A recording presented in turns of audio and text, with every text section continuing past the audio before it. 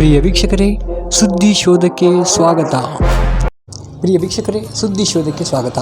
ಚಿಕ್ಕಮಗಳೂರು ಜಿಲ್ಲೆಯ ಕೊಪ್ಪದ ಸರ್ಕಾರಿ ಆಸ್ಪತ್ರೆಯ ಕಟ್ಟಡದ ಪಕ್ಕದಲ್ಲಿ ಕಟ್ಟಲಾದಂತಹ ತಾಯಿ ಮತ್ತು ಮಗು ಆಸ್ಪತ್ರೆಯ ಕಟ್ಟಡದ ಉದ್ಘಾಟನೆಯನ್ನು ಆರೋಗ್ಯ ಸಚಿವ ಶ್ರೀ ದಿನೇಶ್ ಗುಂಡೂರಾವ್ ಅವರು ಉದ್ಘಾಟಿಸಿದರು. ಜಿಲ್ಲಾ ಉಸ್ತುವಾರಿ ಮಂತ್ರಿ ಹಾಗೂ ಇಂಧನ ಸಚಿವರು ಆದಂತಹ KJ ಜಾರ್ಜ್ ಪಾಲ್ಗೊಂಡಿದ್ದರು. ಅಲ್ಲದೆ ಶೃಂಗೇರಿ ಕ್ಷೇತ್ರದ ಶಾಸಕ ಹಾಗೂ ನವೀಕರಿಸಬಹುದಾದ ಇಂಧನ ಸಚಿವ ಶ್ರೀ ರಾಜೇಗೌಡರು ಪಾಲ್ಗೊಂಡಿದ್ದರು. ಪಕ್ಷದ ಮುಖಂಡರುಗಳು, ಕಾರ್ಯಕರ್ತರು ಹಾಗೂ ಎಲ್ಲ ಕಚೇರಿಯ ಸಿಬ್ಬಂದಿ ವರ್ಗದವರು ಪಾಲ್ಗೊಂಡಿದ್ದರು. ಅಲ್ಲದೆ ಕೊಪ್ಪದ ನಾಗರಿಕರು ಎಲ್ಲರೂ ಪಾಲ್ಗೊಂಡಿದ್ದರು. ಸುಮಾರು 14,69,00,000 ವೆಚ್ಚದಲ್ಲಿ ಕಟ್ಟಲಾದಂತಹ ಈ ಸುಸಜ್ಜಿತ ಕಟ್ಟಡವನ್ನು ಸಚಿವರುಗಳು ಲೋಕಾರ್ಪಣೆ ಮಾಡಿದರು. ಈ ವಿಚಾರವಾಗಿ ಸಭೆಯನ್ನುದ್ದೇಶಿಸಿ ಮಾತನಾಡಿದ ಶ್ರೀ ಆರೋಗ್ಯ ಸಚಿವ ಶ್ರೀ ದಿನೇಶ್ ಗುಂಡೂರಾವ್. ಸುದ್ದಿಶೋಧ, ಚಿಕ್ಕಮಗಳೂರು. ಕೊಪ್ಪ ತಾಲೂಕಿನ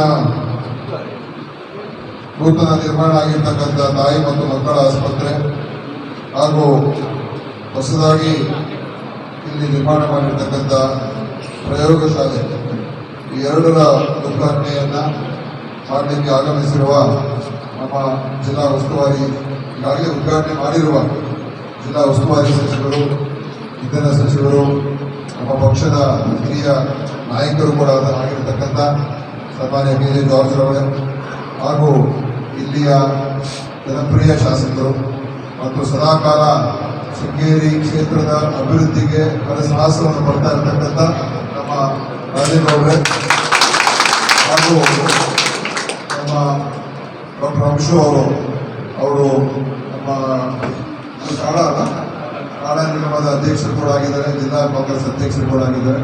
ಅಂಶು ಅವರು, ನಮ್ಮ CEO ZP ಅವರು, ಕೀರ್ತನ ಮೇಡಮ್ ಅವರು ಕೂಡ ಇದ್ದಾರೆ. ಪಟ್ಟಣ ಪಂಚಾಯತಿ ಅಧ್ಯಕ್ಷರು ಶ್ರೀಮತಿ ರೇಖಾ ಪ್ರಕಾಶ್ ಅವರು, ನಮ್ಮ DJD ಡಾಕ್ಟರ್ ಮಲ್ಲಿಕಾ ಅವರು, ಈ ಥರ ಎಲ್ಲ ಗಣ್ಯರೇ ಮತ್ತು ಎಲ್ಲ ಬಂದಿರತಕ್ಕಂಥ ನಮ್ಮ ಆಸ್ಪತ್ರೆಯ ಎಲ್ಲ ವೈದ್ಯರೇ, ಎಲ್ಲ ಸಿಬ್ಬಂದಿಯವರೇ, ಎಲ್ಲ ನರ್ಸ್ಗಳೇ, ಎಲ್ಲ ಆಶಾ ಕಾರ್ಯಕರ್ತರೇ ಮತ್ತು ಎಲ್ಲ ನಮ್ಮ ಇಲ್ಲಿ ಸ್ಥಳೀಯ ಎಲ್ಲ ಮುಖಂಡರುಗಳೇ ಹಾಗೂ ಮಾಧ್ಯಮದ ಸ್ನೇಹಿತರೆ, ಹೆಚ್ಚು ಏನೋ ಭಾಷಣ ಮಾಡಕ್ಕೆ ಹೋಗೋದಿಲ್ಲ. ಈಗಾಗಲೇ ನಮ್ಮ ರಾಜೇಗೌಡರು ಅನೇಕ ವಿಷಯಗಳನ್ನು ಪ್ರಸ್ತಾಪ ಮಾಡಿದ್ದಾರೆ.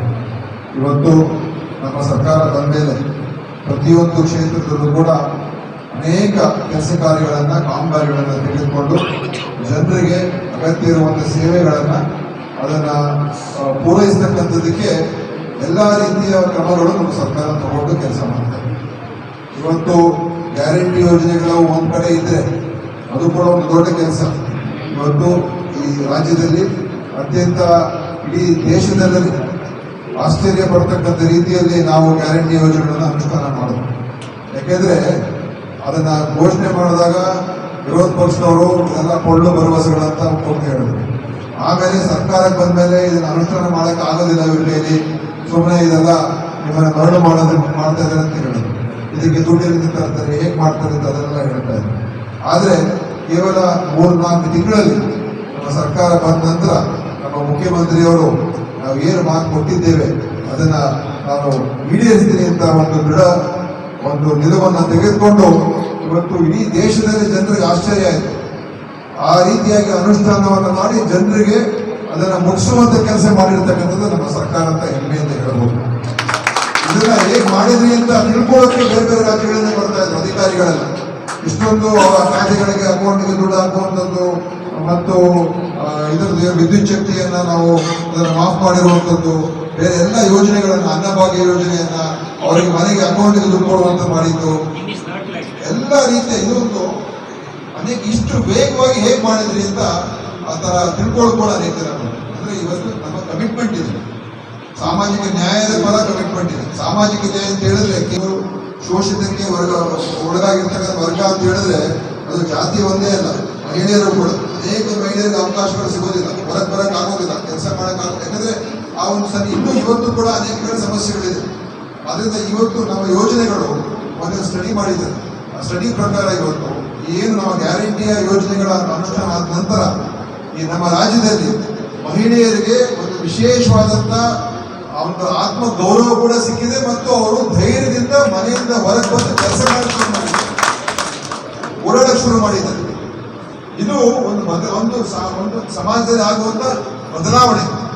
ಈಗ ಮೀಸಲಾತಿನ ತಗೊಂಡು ಬಂದಾಗ ನಾವು ಎಲ್ಲ ಗ್ರಾಮ ಪಂಚಾಯತಿಗಳಲ್ಲಿ ಮತ್ತು ಜಿಲ್ಲಾ ಪಂಚಾಯತಿ ಸ್ಥಳೀಯ ಸಂಸ್ಥೆಗಳಲ್ಲಿ ಮಹಿಳೆಯರಿಗೆ ಮೀಸಲಾತಿ ಕೊಟ್ಟಾಗ ಏನು ಹಿಂದೆ ರಾಜೀವ್ ಗಾಂಧಿ ಅವರ ಕಾಲದಲ್ಲಿ ಆಯ್ತು, ಅದರಿಂದ ಮಹಿಳೆಯರು ಹೊರಗೆ ಬರೋಕ್ಕೆ ಶುರು.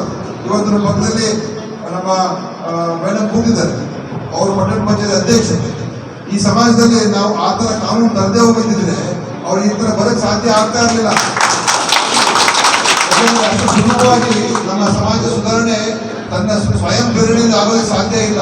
ನಾವು ಅದಕ್ಕೆ ಒತ್ತಡ ಕೊಡಬೇಕು, ಅದಕ್ಕೆ ಪುಷ್ ಮಾಡಬೇಕು, ಅವಾಗಲೇ ಬದಲಾವಣೆ ಆಗುವಂಥದ್ದು. ಆ ಕಾರಣದಿಂದ ಇವತ್ತು ಅನೇಕ ಸಬಲೀಕರಣ ಕಾರ್ಯಕ್ರಮಗಳು ಇವತ್ತು ಮಾಡ್ತಕ್ಕಂಥದಕ್ಕೆ ನಾವು ಪ್ರಯತ್ನ ಮಾಡ್ತಾ ಇದ್ದೇವೆ. ಆರೋಗ್ಯ ವಿಚಾರದಲ್ಲೂ ಕೂಡ ಇವತ್ತು ಶೃಂಗೇರಿಗೆ ನಾವು ಅಲ್ಲಿಗೆ ಇನ್ನೊಂದು ನಮ್ಮ ಸರ್ಕಾರ ಬಂದ ಮೇಲೆ ಇಲ್ಲಿಗೆ ಒಂದು 100 ಬೆಡ್ಡಿನ ಆಸ್ಪತ್ರೆಯನ್ನು ಕೊಡ್ತಕ್ಕಂಥ ಕೆಲಸ ನಾವು ಪ್ರಥಮವಾಗಿ ಮಾಡಿ ಮುಖ್ಯಮಂತ್ರಿಯವರು ಹೇಳಿದ್ರು, ಶೃಂಗೇರಿಗೆ ಕೊಡಬೇಕು, ಅವ್ರು ಕಷ್ಟಪಟ್ಟು ಬಂದಿದ್ದಾರೆ, ಶೃಂಗೇರಿಯ ಋಣ ತೀರಿಸತಕ್ಕಂಥ ಕೆಲಸ ಆಗಬೇಕು ಅಂತ ಹೇಳಿ ಅವತ್ತೆಲ್ಲ ಮಾಡಿಕೊಟ್ಟಿದ್ದೇವೆ. ಈಗ ಅದರ ಶಂಕುಸ್ಥಾಪನೆ ಆಗ್ತಾ ಇದೆ. ಅದಾಗಿ ಆದಷ್ಟು ಬೇಗ ಕೆಲಸ ಮುಗಿಬೇಕು. ಈಗಾಗಲೇ ತಡ ಆಗಿದೆ. ಮಳೆಗಾಲ ಒಂದು ಕಡೆಯಿಂದ ಸಮಸ್ಯೆ ಆಯಿತು. ಈಗ ನಮಗೆ ಮುಂದೆ ಒಂದು 5-6 ತಿಂಗಳ ಸಮಯ ಸಿಗ್ತದೆ.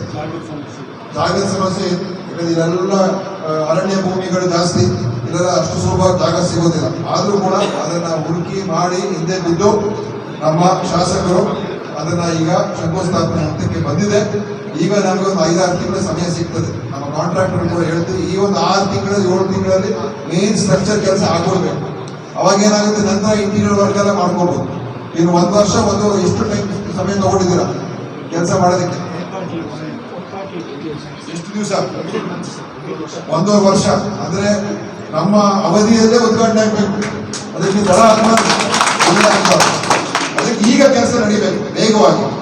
ಮತ್ತೆ ಮಳೆಗಾಲ ಶುರುವಾಗೋದಕ್ಕಿಂತ ಮುಂಚೆ ಬೇಸಿಕ್ ವರ್ಕ್ ಮುಕ್ತಾಯ ಆಗಿದೆ. ಅದಕ್ಕೆ ಅದನ್ನ ಮಾಡ್ತಕ್ಕಂಥದ್ದು ಜವಾಬ್ದಾರಿ ಎಕ್ಸಿಕ್ಯೂಟಿವ್ ಇಂಜಿನಿಯರು ಮತ್ತು ಅವರು ಎಲ್ಲ ಅದನ್ನ ನೋಡ್ಕೊಳ್ಬೇಕು ಅಂತ ಸಂದರ್ಭದಲ್ಲಿ ಹೇಳ್ತೀನಿ. ಇವತ್ತು ಒಂದು ಒಳ್ಳೆ ಲ್ಯಾಬ್ ಅನ್ನು ಕೂಡ ಕೊಟ್ಟಿದ್ದೇವೆ. ಎಲ್ಲ ಕಡೆ ಎಲ್ಲ ಒಂದು ಏನು ಪ್ರಯೋಗಾಲಯಗಳಿತ್ತು ತಾಲೂಕು ಆಸ್ಪತ್ರೆ ಮತ್ತು ಇಲ್ಲಿ ಎಲ್ಲ ಕಡೆ ಎಲ್ಲ ಒಂದೇ ಕಡೆಗೆ ಸೇರಿಸಿ ಜನರಿಗೆ ಸುಲಭವಾಗಿ ಡಯಾಗ್ನೋಸ್ಟಿಕ್ಸ್ ಅನ್ನು ತಗೊಳ್ತಕ್ಕಂಥದ್ದಕ್ಕೆ ಮಾಡೋದಕ್ಕೆ ಮಾಡಿದ್ವಿ. ಅದರಿಂದ ಖಂಡಿತ ಇವತ್ತು ತಾಯಿ ಮಕ್ಕಳ ಆಸ್ಪತ್ರೆ ಆಗಿರೋದ್ರಿಂದ ಇನ್ನೂ ಹೆಚ್ಚು ನಮ್ಮ ಜನರಿಗೆ ತಾಯಿಯ ಮತ್ತು ಮಗುವಿನ ಆರೋಗ್ಯಕ್ಕೆ ಸಂಬಂಧಪಟ್ಟಿರ್ತಕ್ಕಂಥ ವಿಷಯಗಳಿಗೆ ಇನ್ನೂ ಹೆಚ್ಚು ಅನುಕೂಲತೆ ಸಿಗ್ತದೆ. ಈಗಾಗಲೇ ಎಲ್ಲ ಸಿಬ್ಬಂದಿ ಇದೆ, ಎಲ್ಲ ವೈದ್ಯರು ಕೂಡ ಬಂದಿದ್ದಾರೆ, ಸಿಬ್ಬಂದಿಯೂ ಇದ್ದಾರೆ. ಕೆಲವು ಏನೋ ರೇಡಿಯಾಲಜಿಸ್ಟ್ ಬೇಕು ಅಂತ ಹೇಳ್ತಾ ಇದ್ರು ಅಲ್ವಾ? ರೇಡಿಯಾಲಜಿಸ್ಟ್ ಇಲ್ಲ, ಅದೇ ಈಗ ಕರೆದಿದ್ದಾರೆ ಕಾಂಟ್ರಾಕ್ಟ್ ಮೇಲೆ. ಪ್ಲಸ್ ನಾವೀಗ PG ಕೌನ್ಸಿಲಿಂಗ್ ಅಲ್ಲಿ ಬರುವ ವಾರ ಅಥವಾ 10 ದಿವಸದಲ್ಲಿ ಅದು ಪೋರ್ಟಲ್ ಕ್ಲಿಯರ್ ಆದರೆ ನಮಗೆ ಎಲ್ಲ PG ಡಾಕ್ಟರ್ಸ್ ಕೂಡ ಆಗ್ತಕ್ಕಂಥದ್ದು ಕೂಡ ನಮಗೆ ಅವಕಾಶ ಸಿಗ್ತದೆ. ಆ ನಿಟ್ಟಿನಲ್ಲಿ ಅದನ್ನು ಕೂಡ ಮಾಡುವಂಥದ್ದಕ್ಕೆ ಖಂಡಿತವಾಗಿಯೂ ನಾವು ಈಗ ಹೇಳೋದಕ್ಕೆ ಅವರು ಮಾಡಿಸ್ಕೊಡ್ತೀವಿ. ಯಾಕಂದ್ರೆ ರೇಡಿಯಾಲಜಿಸ್ಟ್ ಬಹಳ ಮುಖ್ಯ. ಅದು ಕಡ್ಡಾಯವಾಗಿ ನಾವು ಮೊನ್ನೆ ಕ್ಯಾಬಿನೆಟ್ ಒಂದು ತೀರ್ಮಾನ ಮಾಡಿದ್ದೀವಿ. ಪ್ರತಿಯೊಂದು ತಾಲೂಕು ಆಸ್ಪತ್ರೆ ಈ ರಾಜ್ಯದಲ್ಲಿ 24 ಗಂಟೆ ಕೆಲಸ ಮಾಡ್ತಾರೆ. ಅದಕ್ಕೆ ಪ್ರತಿಯೊಂದು ತಾಲೂಕು ಆಸ್ಪತ್ರೆಯಲ್ಲಿ 2 ಸ್ತ್ರೀರೋಗ ತಜ್ಞರು, 2 ಮಕ್ಕಳ ತಜ್ಞರು, 2 ಅರವಳಿಕೆ ತಜ್ಞರು ಮತ್ತು 1 ರೇಡಿಯಾಲಜಿಸ್ಟ್ ಕಡ್ಡಾಯವಾಗಿ ನಾವು ಅದಕ್ಕೆ ನೇಮಕ ಮಾಡಲೇಬೇಕು ಅಂತ ಒಂದು ತೀರ್ಮಾನ ಕ್ಯಾಬಿನೆಟ್ ಅಪ್ರೂವಲ್ ಆಗಿದೆ.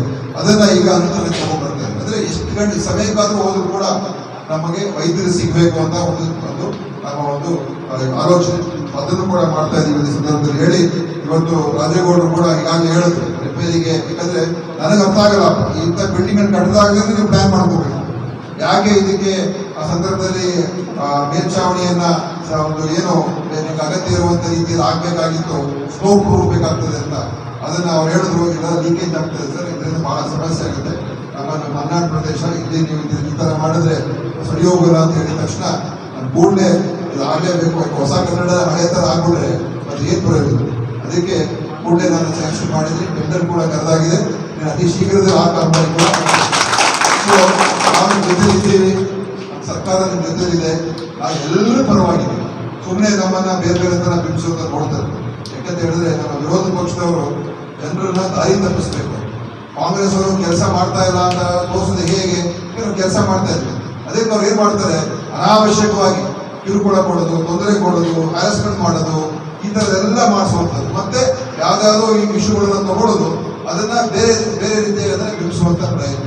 ಅದು ಇವತ್ತೇನು ಸಾಮಾಜಿಕ, ಆರ್ಥಿಕ, ಶೈಕ್ಷಣಿಕ, ಗಣತಿ ವಿಚಾರನೇ ಇರ್ಬೋದು, ಯಾವುದೇ ಇರ್ಬೋದು. ಅದರ ಉದ್ದೇಶ ಏನಂತ ಹೇಳಿದ್ರೆ ನಮಗೆ ಮಾಹಿತಿ ಇಟ್ಕೊಂಡು ಕೆಲಸ ಮಾಡಬೇಕು. ಆ ಕಾರಣದಿಂದ ವಿರೋಧ ಪಕ್ಷದವರು ಏನೇ ಹೇಳಿ, ಆದರೆ ಇವತ್ತು ನಮ್ಮ ಸರ್ಕಾರಕ್ಕೆ ಬದ್ಧತೆ ಇದೆ. ನಮ್ಮ ಸರ್ಕಾರಕ್ಕೆ ಸಾಮಾನ್ಯ ಜನರ ಪರವಾಗಿ ಕಡೆ ಕಾಳಜಿ ಇದೆ ಅಂತ ಹೇಳಿ ಇವತ್ತು ವಾಲ್ಮೀಕಿ ಜಯಂತಿ ಇದು ಒಂದು ಅತ್ಯಂತ ಶ್ರೇಷ್ಠವಾದಂಥ ದಿನ. ವಾಲ್ಮೀಕಿ ಅವರ ಒಂದು ಸ್ಮರಣೆಯನ್ನು ಮಾಡ್ಕೊಳ್ತಾ, ಯಾಕೆಂದ್ರೆ ಇವತ್ತು ನಾವೆಲ್ಲರೂ ಕೂಡ ಪೂಜಿಸುವಂತ ಒಂದು ಗ್ರಂಥ ಅಂತ ಹೇಳಿದ್ರೆ, ಪುಸ್ತಕ ಅಂತ ಹೇಳಿದ್ರೆ ಅದು ರಾಮಾಯಣ. ಅದನ್ನು ನಾವು ಎಲ್ಲರೂ ಪೂಜಿಸ್ತೀವಿ. ಅದು ಒಂದು ರೀತಿ ನಮ್ಮ ಇಡೀ ದೇಶಕ್ಕೇನೆ ಅದು ನಮ್ಮ ಮೌಲ್ಯಗಳನ್ನ ಬೆಳೆಸೋದ್ರಲ್ಲಿ ಈ ದೇಶದಲ್ಲಿ ರಾಮಾಯಣ ಬಹಳ ದೊಡ್ಡ ಪಾತ್ರ ವಹಿಸಿದೆ. ಅದಕ್ಕೇನೆ ಆ ಒಂದು ಒಂದು ಕಾವ್ಯವನ್ನ ಅದರ ಸೂತ್ರಧಾರರು ಬರೆದಿರ್ತಕ್ಕಂಥವ್ರೆ ಮಹರ್ಷಿ ವಾಲ್ಮೀಕಿ. ಅವರ ಒಂದು ಸ್ಮರಣೆಯನ್ನ ಇವತ್ತು ನಾವು ಮಾಡಿಕೊಂಡು ಏನು ಇವತ್ತು ನಮಗೆ ರಾಮರಾಜ್ಯ ಅಂತ ಸ್ಥಾಪನೆ ಮಾಡ್ತಕ್ಕಂಥ ಒಂದು ವಿಚಾರ ಇದಲ್ಲ. ರಾಮರಾಜ್ಯ ಅಂತ ಹೇಳಿದಾಗ ಅದು ಎಲ್ಲರನ್ನೂ ಕೂಡ ಒಂದಾಗಿ ನೋಡುವುದು. ರಾಮರಾಜ್ಯಕ್ಕೆ ಸ್ವಾರ್ಥಕ್ಕೆ ಅಥವಾ ಹಿಂಸೆಗೆ ಅಥವಾ ಇನ್ನೊಬ್ಬರ ಮೇಲೆ ದ್ವೇಷ ಸಾಧಿಸ್ತಕ್ಕಂಥದ್ದಕ್ಕೆ ಅದು ಆಧಾರ ಮಾಡ್ಕೊಂಡು ಹೋದ್ರೆ ಅದು ಖಂಡಿತವಾಗಿಯೂ ರಾಮರಾಜ್ಯ ಅಲ್ಲ. ರಾಮರಾಜ್ಯ ಅಂತ ಹೇಳಿದಾಗ ಸಹೋದರತ್ವ, ಪ್ರೀತಿ, ವಿಶ್ವಾಸ, ನಂಬಿಕೆ ಅದನ್ನ ಬೆಳೆಸುವಂತ ಪ್ರಯತ್ನ ಮಾಡಿ ಎಲ್ಲರಿಗೂ ನಮಗೆ ಒಂದು ನ್ಯಾಯ ಸಿಗುವಂಥದ್ದು ಆಗ್ತಕ್ಕಂಥ ವ್ಯವಸ್ಥೆ ಇದೆ ಅಂತ ಆ ರೀತಿಯಾದಂಥ ಭಾವನೆ ಬರ್ತಕ್ಕಂಥದ್ದನ್ನ ನಮ್ಮ ಸಮಾಜದಲ್ಲಿ ಬಂದಾಗಲೇ ಅದು ನಿಜವಾದ ರಾಮರಾಜ್ಯ. ಮಹಾತ್ಮ ಗಾಂಧಿಯವರು ಅವರು ರಾಮರಾಜ್ಯದ ಬಗ್ಗೆ ಅವರ ಕಲ್ಪನೆ, ಮಹಾತ್ಮ ಗಾಂಧಿಯವರ ರಾಮರಾಜ್ಯದ ಕಲ್ಪನೆ ಏನಂತ ಹೇಳಿದ್ರೆ ಅವರು ತೀರು ಹೋಗ್ಬೇಕಾದ್ರೂ ಕೂಡ ಹೇ ರಾಮ ಅಂತ ಹೇಳ್ಕೊಂಡು ತೀರ್ಕೊಂಡು. ಅಂದ್ರೆ ರಾಮ ಅಂತ ಹೇಳಿದಾಗ ಕೇವಲ ಹಿಂದೂ ಧರ್ಮದ ದೇವರು ಒಂದೇ ಅಲ್ಲ, ಅದರ ಇರುವಂತ ಸೈದ್ಧಾಂತಿಕ ಒಂದು ವಿಚಾರ ಇದೆ, ತತ್ವ ಇದೆ. ಅದನ್ನ ನಾವು ಇವತ್ತು ಸ್ಮರಣೆ ಮಾಡ್ಕೊಳ್ಳೋಣ ಅಂತ ಹೇಳಿ ಇವತ್ತು ನಾವೆಲ್ಲರೂ ಆ ನಿಟ್ಟಿನಲ್ಲಿ ಒಂದು ಕೆಲಸ ಮಾಡ್ತಕ್ಕಂಥದ್ದಕ್ಕೆ ಪ್ರಯತ್ನ ಮಾಡೋಣ ಅಂತ ಹೇಳಿ